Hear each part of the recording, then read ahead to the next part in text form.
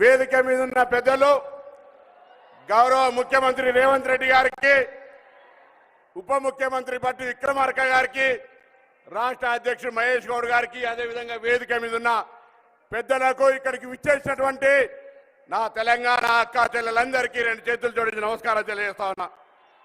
ఒక్కసారి గట్టిగా సపోర్ట్ కొట్టి ఒక ఏడాది పూర్తి చేసుకుని ప్రభుత్వాన్ని ఆశీర్వదించాల్సిందిగా నా అక్క చెల్లెలందరూ గట్టిగా సపోర్ట్ కొట్టి ఆశీర్వదించమని కోరుతా ఉన్నా. ఈ సందర్భంగా ఇంతకుముందే కాళోజీ క్షేత్రాన్ని ఆరంభించుకునే సందర్భంగా అక్కడ ఒక కొటేషన్ కనబడ్డది.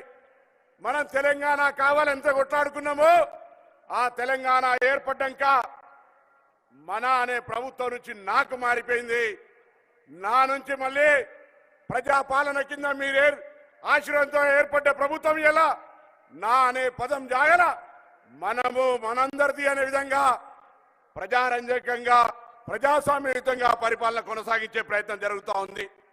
సంవత్సరం పూర్తి చేసుకున్న సందర్భంగా ఇందిరమ్మను యాద్ చేసుకుంటూ ఇందిరమ్మ పరిపాలన వైపు తీసుకుపోయే విధంగా మహిళలందరికీ డిసెంబర్ 9 నుంచి 7 వరకు 110 కోట్ల మంది ప్రయాణికులకు 3720 కోట్ల ధనం లాభం జరిగే విధంగా ఉచిత ఆర్టీసీ బస్ సౌకర్యం. అదేవిధంగా ఈరోజు ముఖ్యమంత్రి గారు ధన్యవాదాలు తెలియజేస్తా ఉన్నాను.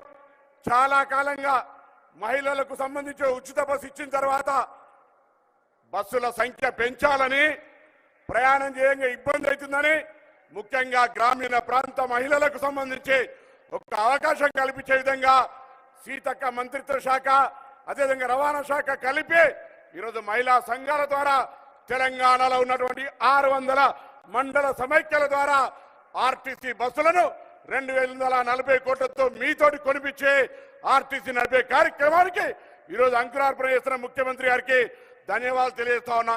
అదేవిధంగా ఈరోజు ఇక్కడికి వచ్చిన అక్క చెల్లెలందరూ ఇప్పటికే కుల సర్వే లోపల భాగస్వాములు అయి ఉంటారు. ఎవరైనా కాకపోయి ఉంటే దయచేసి ఇప్పటికే 65% పూర్తయింది.